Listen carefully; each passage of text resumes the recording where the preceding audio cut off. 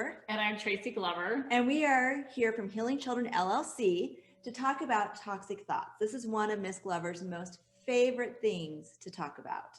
It is one of my most favorite things to talk about because as a school counselor, I have seen helping my students, my parents, the teachers I work with, when I help them identify their toxic thinking and help them change it to a positive truth, it is a game changer. It helps us with our self-confidence. It helps us battle depression, anxiety, discouragement. And I think it helps us realize how normal we actually are. And that's very important when we're facing different emotional ups and downs in our life. Well, Ms. Glover, some people might be thinking, like, thoughts are thoughts. Yeah. Like, really? Yeah. But we have a lot of different kinds of thoughts, and our thoughts are racing at us all throughout the day. We have neutral thoughts, which are thoughts that really don't evoke a feeling one way or the other. It could be like, I need to go brush my teeth, or I need to go to bed, or I'm going to run to the grocery store. There really isn't a feeling either way. It's just a neutral thought. Then we have positive thoughts, and positive thoughts make us feel really good. Maybe we took a test and we did really well, and we're thinking, oh, man, school is getting better for me. I am doing better. Or maybe we look in the mirror and we're like, man, my hair looks great today, or my makeup is really on point, or we love our outfit, or maybe we're doing really well with our friends, or the person we're interested in is interested in us. Like, it's just all good, positive feelings. And positive thoughts are true. So that's an important point. Positive thoughts are true, neutral thoughts are true, and then we have negative thoughts. Negative thoughts are true too. So negative thoughts are things like, I didn't study for that test, I failed it, and the thought is, I might fail this class. Well, that's true. If I don't start studying for the test, I might fail the class. So I might need to start studying. Or maybe I was gossiping about a friend and they found out, and the thought is, if I keep gossiping, I'm going to lose my friends. That's true too, and that's something that I need to fix. So generally, negative thoughts are really telling us about problems that we need to solve and things that we need to get turned around. There's some personal responsibility in some of that.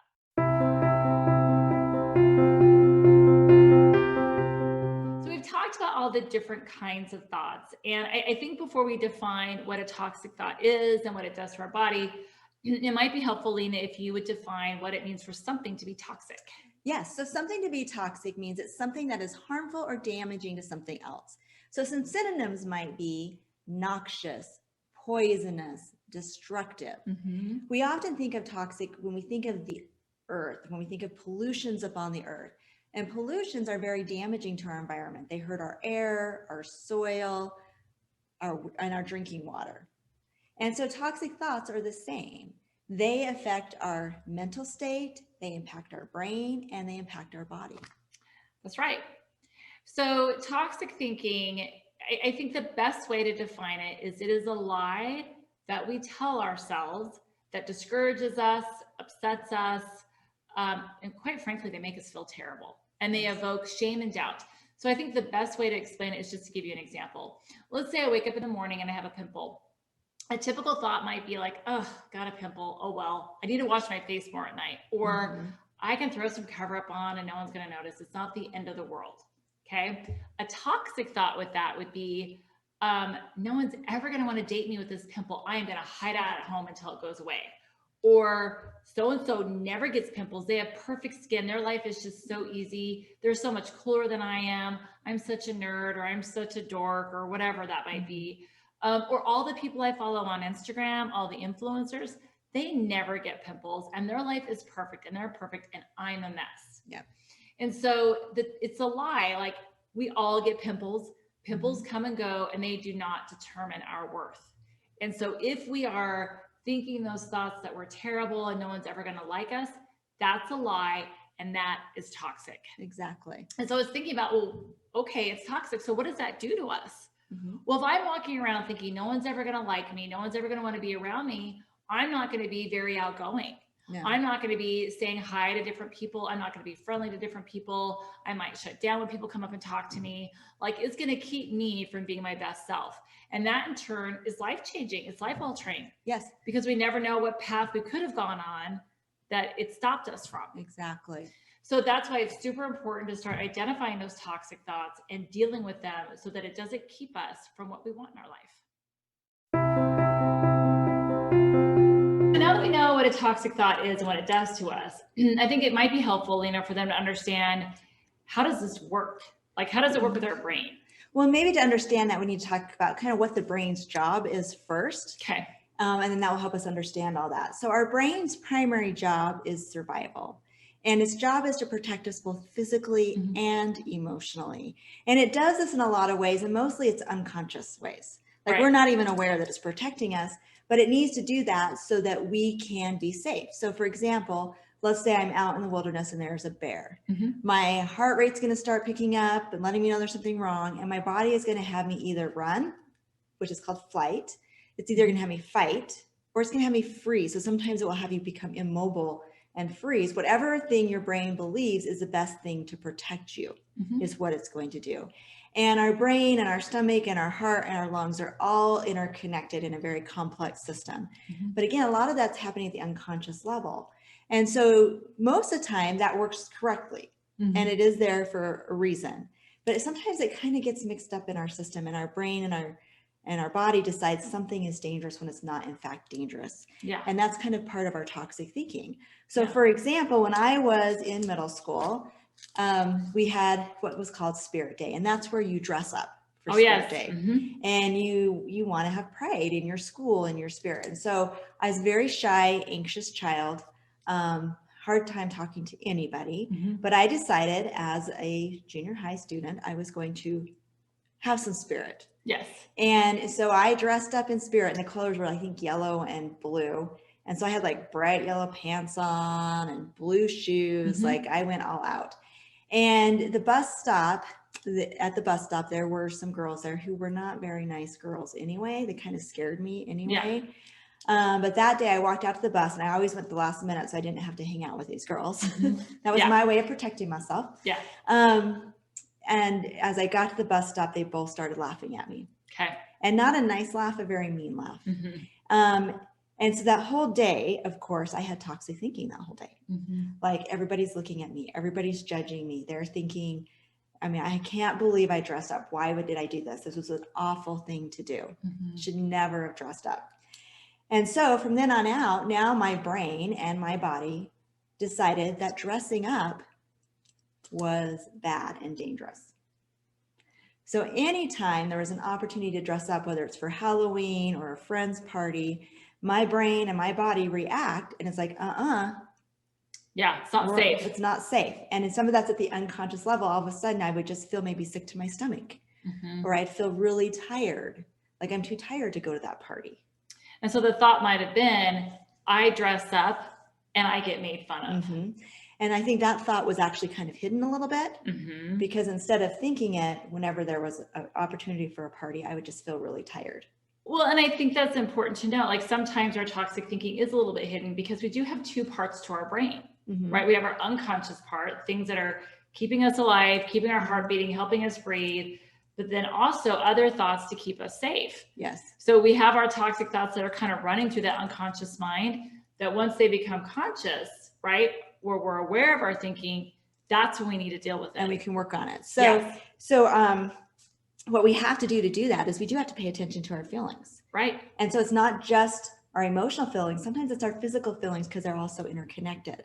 So like, I've learned to notice, like, if I'm feeling great and then all of a sudden I feel tired, that to me sometimes is a sign that, oh my gosh, I'm nervous to do something, because I would use that tired to not go do it.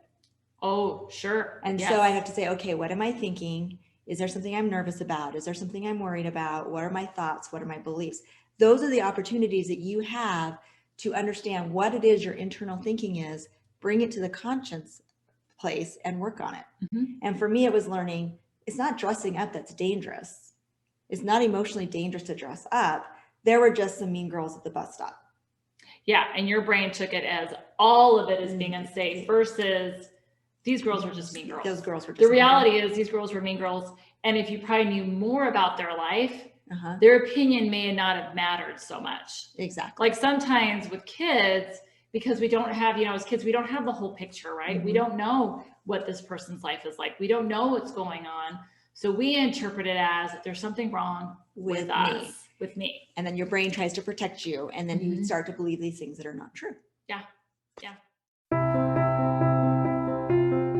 to when we talk about brain patterns. And our brain wants to be efficient. And the way it is efficient is it automatically will create brain patterns. Once it figures out like this is how it needs to be done, it creates that brain pattern so it is more efficient for you the next time.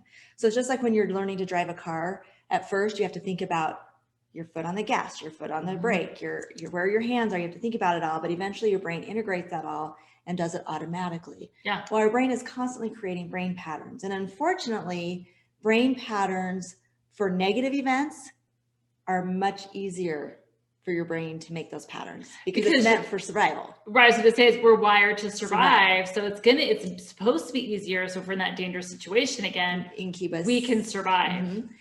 However, like we said, sometimes it creates brain patterns that are not healthy or we don't need, or they stop us from living our life. And so we have to actually change those brain patterns. Okay. And so that's work. That is work. To me, when I think about brain patterns, I think about an addict or an alcoholic. And I think, okay, if I'm an alcoholic or an addict, every time I feel anxious or upset or have some kind of a toxic thought, I drink, I do drugs, I get high because I don't know what to do with that information and I don't know how to deal with it. So my brain, the patterns, my brain's being wired to use substances to deal with emotions. But then I decide, you know what? I don't want to do this anymore. I want a better life than this. And so I decide, okay, I'm going to quit drinking. I'm going to quit getting high and I'm going to face my problems. So now I'm having to create all new brain patterns. Yes. To do that. So every time I feel anxious or that toxic thought, I have to either go talk to someone about it. I have to go do yoga, mindfulness, hiking, whatever. Change your thought. Change my thought. I have to do something to face it. And that is going to be very difficult at first. So it's kind of like building a sledding hill, right? So if you're building a sledding hill, when you have fresh snow and you put your sled on it, it kind of goes very slow, very and slow. cumbersome. Yeah. But once you kind of get that like pushed down and molded, and the more your sled goes down it, the faster and easier it is.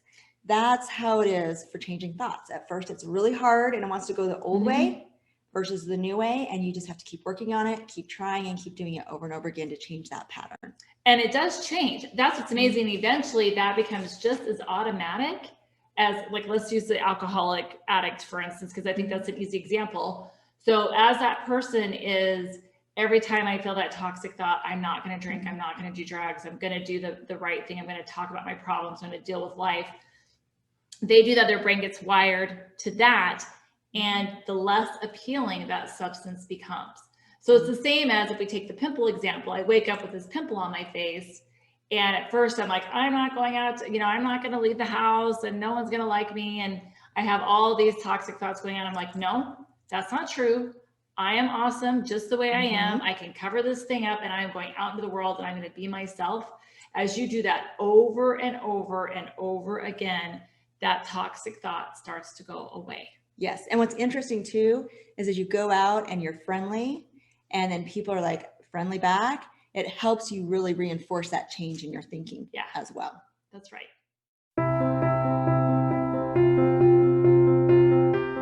So now that we kind of understand how the brain works, maybe we should talk about, where do toxic thoughts come from? What kind of causes those? So toxic thoughts come from a belief system we have about ourselves. So we're meant to internalize our experiences. Because it's how we learn. It's how we learn, and it's how we become a better person, and it's how our character is developed. But sometimes we internalize the wrong stuff. Yes. Right? So if I'm late to class because I'm moving slow in the morning, I should internalize I need to move faster in the morning, or I need to get up earlier. Yep. I should internalize my own behavior. I should not internalize somebody else's behavior that was directed towards me. So let me make that more clear. Okay. So those faulty beliefs can come from a traumatic experience. So a traumatic experience could be abuse, physical, sexual, emotional, neglect. Let's talk about sexual abuse for a moment. When we have to get training as mental health people, right? Yes. Every year we have to get training. And one of the trainings I went to, the mental health professional worked with adults and children who had been sexually abused. And one of the things she said that has always stuck with me as a counselor was, if people did not take responsibility for the abuse, they would never need therapy. And I thought that was astounding. Uh-huh. So it's a person saying, this abuse happened to me because of me. Mm-hmm. And there's nothing further from the truth. Yes. The abuse happened to them because of the abuser. Mm-hmm. It has nothing to do with the victim, but the victim is blaming themselves, thinking like, maybe if I hadn't walked down that alley, maybe if I hadn't talked to that person, none of this would have happened to me. Mm-hmm. That's an example of a faulty belief system out of a traumatic event. Yes. Divorce can be a traumatic event for some kids. And a lot of students I work with in the elementary school blame themselves for their parents' divorce. Mm-hmm. They think, you know, if I was a better kid, this wouldn't be happening to me. Mm-hmm. My parents are getting a divorce because I'm a bad kid. You know, not realizing that there's a lot of reasons why people go through divorce, and it's generally never about the child. Yeah. You know, but you know, kids don't have all that information Mm-hmm. to be able to come up with that conclusion. So another place where faulty beliefs comes from is just experiences. Sometimes we have experiences in our life, or maybe a way a parent communicates with us, that we misunderstand or we misread as a child because we don't have all the information. Uh-huh. And we think, you know, my dad can't communicate well with me because there's something wrong with me, Mm-hmm. right? Or my mom doesn't seem to want to be around me because I'm a bad kid or I'm a bad person. That's just kind of an example. So faulty beliefs can also come from being bullied. So thinking like, if I was cooler, this person would be nice to me. There's something wrong with me. Yeah. And it can come from entitlement, which entitlement is maybe things have come pretty easy for me, or I've been given a lot of stuff. So then when something is difficult for me, I think, well, what's wrong with me? Mm-hmm. Instead of just realizing that sometimes life is a challenge, sometimes life is hard, and being frustrated is okay. And it's relatively normal. Oh, it's totally Anytime normal. we do something new, it's very easy for us to feel frustrated. That is a normal feeling. And it's a good thing because it means you're being challenged. Yeah. Like it's good to be frustrated. It's good to be frustrated when we're learning something new because we're pushing ourselves. Yes. That means you're pushing yourself. And if you keep going, you're going to get it. And you're going to be that much better for the situation. Yes. So it's just understanding our toxic thinking is really supporting a faulty belief we have about ourselves that we internalized from a situation to keep ourselves safe. Yes.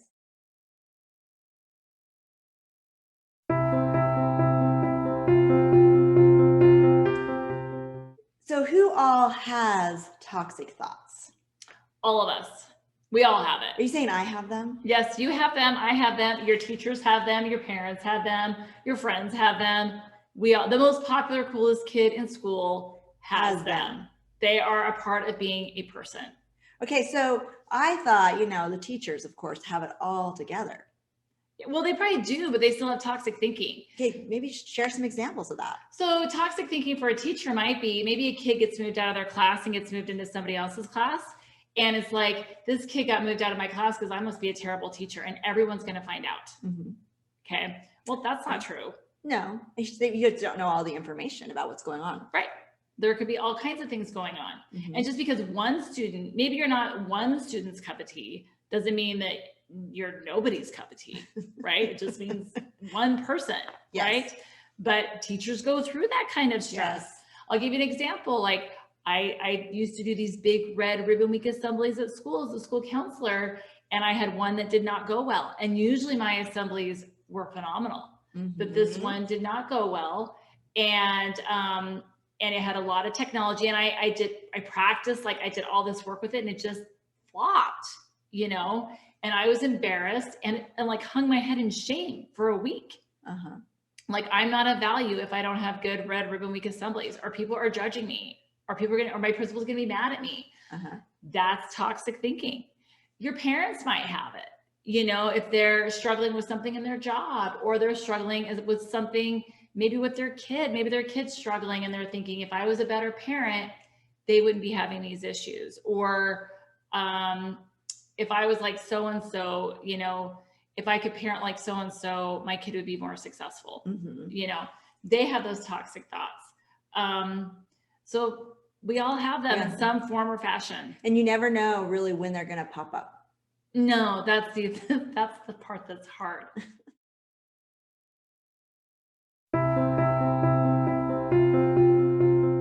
Okay, so let's say I'm a person, I have lots of toxic thinking. It's stopping me from doing the stuff that I really want to do. Yeah.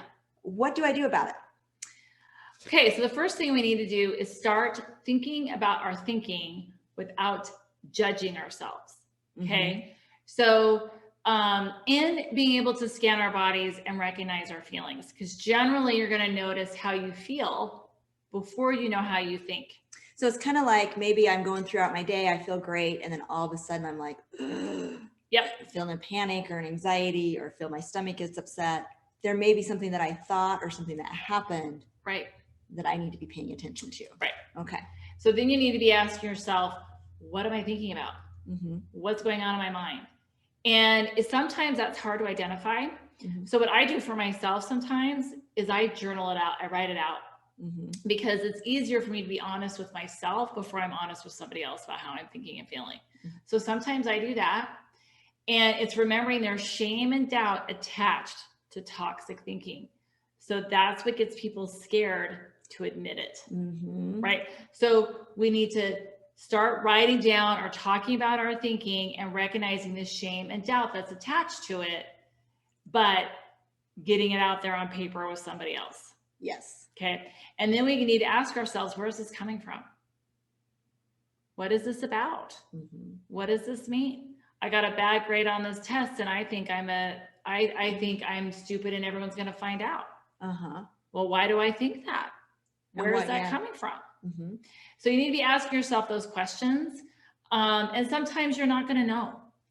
And that's where it's really important to talk with people that you trust. A friend, a parent, a counselor, a teacher, whoever it is in your life that has your back. Yes.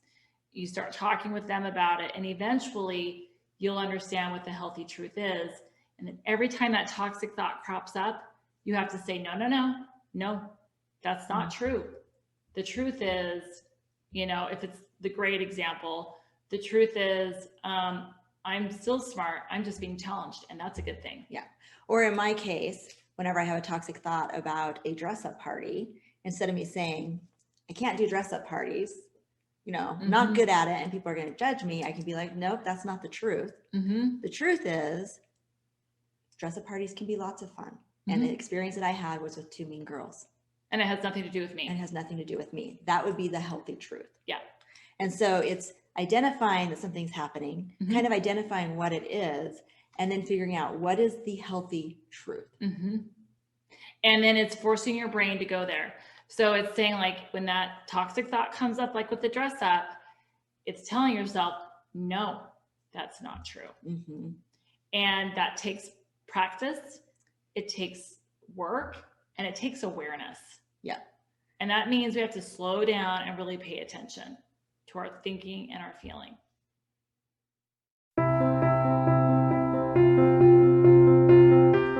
So maybe we should give some examples of kind of what are some toxic thoughts and beliefs. What are the healthy truths that go with that, and really identify, is this thought toxic or not toxic? Okay. So I posted on Instagram, got very few likes. I must be a total loser. Everyone is cooler than me. Sounds a bit toxic. It's definitely toxic. Most definitely. Yeah.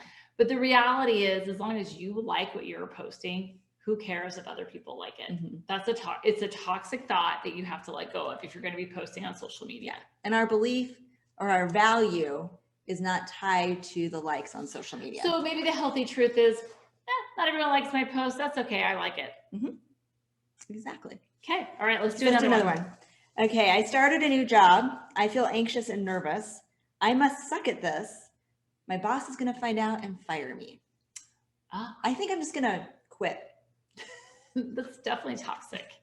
Well, why is that toxic? Like, I just am not happy at my job. So it must not be the right place for me. Because everyone feels uncomfortable starting a new job. Everyone is nervous starting a new job, and everyone is worried that everybody else is going to figure it out, that they don't know what they're doing. Yeah.